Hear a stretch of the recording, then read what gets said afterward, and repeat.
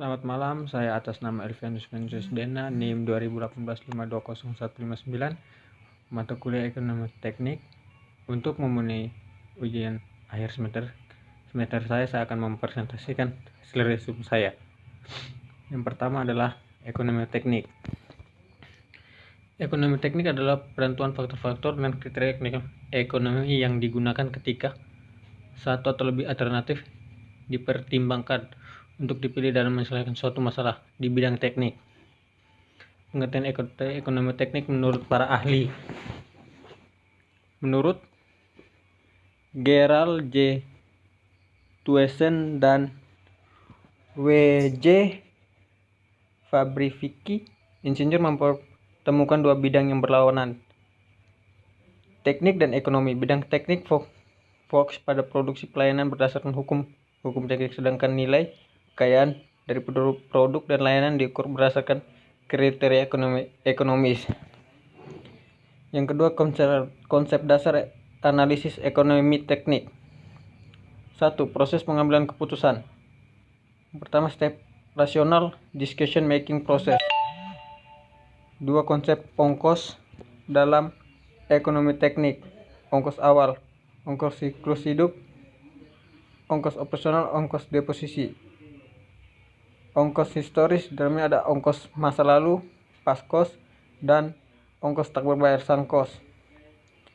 Ongkos mendatang dan ongkos kesempatan, ongkos langsung, tak langsung, dan overhead, ongkos tetap dan ongkos variabel, ongkos rata-rata dan ongkos marginal.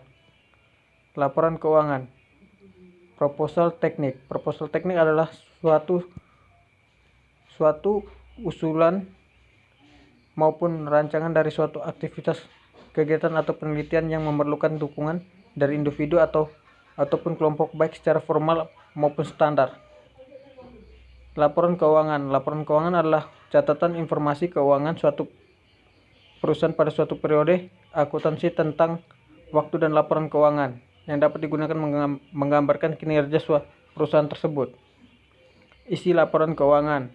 Neraca, laporan laba rugi, arus kas dan cash flow. Laporan perubahan ekuitas, laporan operasional. Yang ketiga, catatan atas laporan keuangan. Keempat, laporan perubahan saldo, anggaran lebih. Sifat laporan keuangan. Yang pertama, bersifat historis. Yang kedua, bersifat menyeluruh. Cash flow dan depresiasi. Cash flow, aliran uang atau arus uang. Cash flow adalah suatu laporan keuangan yang berisikan pengaruh kas dan kegiatan operasi, kegiatan transaksi pembiayaan, pendanaan serta kenaikan atau penurunan bersih dalam kas suatu perusahaan dalam suatu periode. Fungsi cash flow. Yang pertama, fungsi likuiditas. Yang kedua, fungsi anti inflasi. Yang ketiga, fungsi capital growth. Yang keempat, cash flow proyek. Aliran yang berhubungan dengan suatu proyek dapat dibagi menjadi tiga, yaitu initial cash flow dan operational cash flow, terminal cash flow. Metode depresiasi. Metode yang di dalamnya terdapat metode garis lurus, metode keseimbangan menurun, metode jumlah angka akhir tahun, dan metode unit produksi. Future value, present value, dan present value. Future value adalah metode perhitungan sebuah nilai uang yang akan datang dari uang yang diterima atau dibayarkan pada masa sekarang dengan memperhitungkan tingkat bangunan pada nilai uang tersebut setiap periode selama jangka waktu tertentu. Rumusnya adalah FV sama dengan PV dalam kurung 1 plus I, yang keterangannya bisa kita lihat sendiri. Bunga. Pengertian adalah rasio bunga yang dibayarkan terhadap induk dalam suatu periode dan biasanya dinyatakan dalam persentase dari induk. Ya, rumusnya kita bisa lihat sendiri. Tingkat bunga sama dengan bunga yang dinyatakan per unit waktu kali 100% per unit.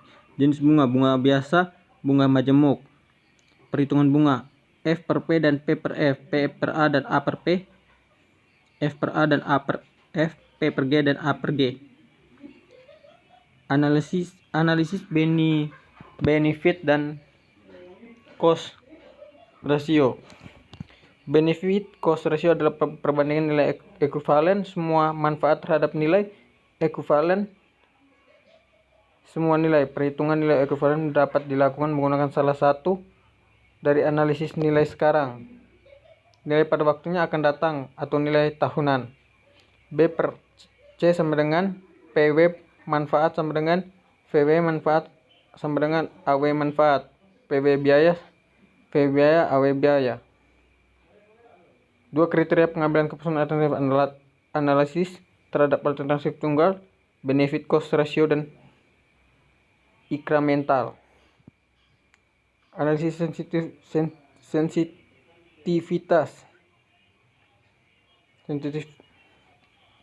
sensitivity analisis merupakan suatu pengujian dari suatu putusan untuk mencari beberapa besar ketidaktepatan penggunaan suatu asumsi yang dapat ditoleransi tanpa mengakibatkan tidak berlakunya keputusan tersebut.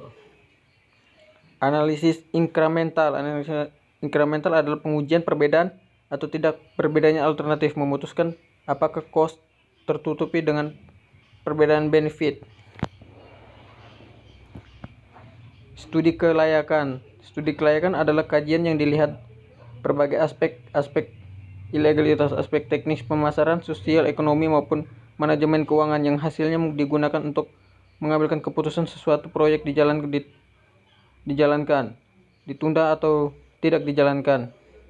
Studi kelayakan dibutuhkan oleh banyak kalangan, terutama bagi investor, bank, selaku pemberi kredit, dan pemerintah yang memberikan fasilitas tata peraturan hukum dan perundang-undangan.